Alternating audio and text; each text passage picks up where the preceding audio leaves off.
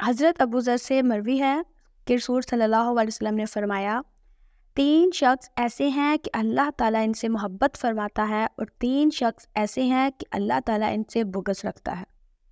جن سے اللہ تعالیٰ محبت رکھتا ہے وہ یہ ہیں، ایک آدمی کسی قوم کے پاس آیا، ان سے اللہ تعالیٰ کے نام پر سوال کیا، کسی باہمی قرابت کی بنا پر سوال نہیں کیا، لیکن انہوں نے اسے کچھ نہ دیا۔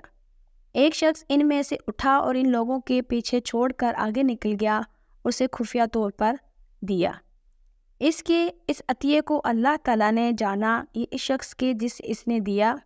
دوسرا یہ کہ کچھ لوگ ساری رات چلتے رہتے ہیں، حتیٰ کہ جب نیند انہیں حد اس چیز سے اچھی لگنے لگی جو نیند کے برابر ہو سکتی ہے، تو وہ سواریوں سے اتر پڑے اور سو گئے۔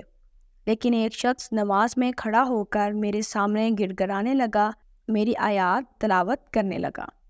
تیسرا وہ شخص جو ایک لشکر میں تھا، ان کا دشمن سے مقابلہ ہوا، سب بھاگ کھڑے ہوئے مگر وہ ڈٹا رہا حتیٰ کہ شہید ہو گیا یا اسے فتح مل گئی۔ اور وہ 3 شخص جس سے اللہ عز و جل بغض رکھتا ہے، یہ ہیں بڑا، زناکار، فقیر، تکبر، مالدار، ظالم۔ فوائد و مسائل۔ پہلا، محبت اور بعض اللہ تعالیٰ کی صفات ہیں جن کا قرآن و حدیث میں بکثرت ذکر ملتا ہے، مگر کچھ لوگ فلسفے کے بعض غیر مسلم اصولوں سے متاثر ہو کر ان صفات کی نفی کرتے ہیں اور ان سے صرف انعام و انتقام مراد لیتے ہیں، حالانکہ یہ الگ 2 صفات ہیں جو اللہ تعالیٰ میں پائی جاتی ہیں۔ ان لوگوں کو سوچنا چاہیے کہ کیا وہ اللہ تعالیٰ اور اس کے رسول سے بڑھ کر اللہ تعالیٰ کی ذات و صفات سے واقفیت رکھتے ہیں؟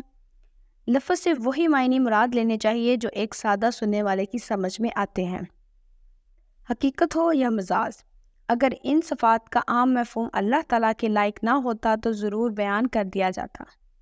دوسرا، جن 3 آدمیوں سے اللہ تعالیٰ کے محبت فرمانے کا تعلق ہے، ان میں سے ایک قدر مشترک ہے اور وہ ہے خلوص۔ تینوں ریاکاری سے کوسوں دور ہیں اور صرف اللہ تعالیٰ کے لیے اپنا مال و آرام اور جان قربان کرتے ہیں۔ تیسرا، زنا، تکبر اور ظلم ہر حال میں کبیرہ گناہ ہے اور اللہ تعالیٰ کو ناپسند ہے، اور ان کا فاعل اللہ تعالیٰ کے نزدیک مبغوض ہے، مگر جب ان کے فاعل کے پاس ذرا بھر بھی عذر نہ